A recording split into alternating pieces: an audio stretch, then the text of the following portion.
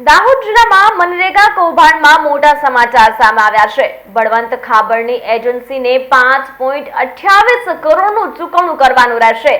સીમામોઈ ગામમાં 38 જેટલા કામોમાં ચૂકવણું કરવામાં આવ્યું છે। અત્યાર સુધીમાં શ્રી રાજ કન્સ્ટ્રક્શન એજન્સીએ 5.28 કરોડ ચૂકવ્યા છે।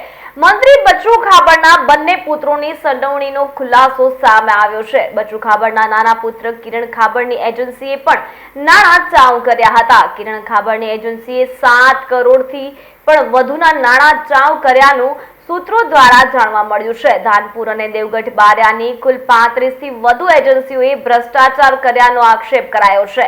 અત્યાર સુધી 6 સરકારી કર્મી તેમજ એક એજન્સીના માલિકની ધરપકડ કરવામાં આવી હતી। મનરેગા કૌભાંડમાં 71 કરોડના ભ્રષ્ટાચારના આક્ષેપ કરવામાં આવ્યા છે। જિલ્લા ગ્રામ્ય વિકાસ એજન્સીની કચેરીની સંડોવણીની શંકા કરી હતી। ધાનપુર દેવગઢ બારિયાના 2 ગામમાં મનરેગા યોજનામાં ભ્રષ્ટાચાર કરવામાં આવ્યો છે। જિલ્લામાં કેટલો ભ્રષ્ટાચાર થયો હશે એ એક મોટો સવાલ બની ગયો છે।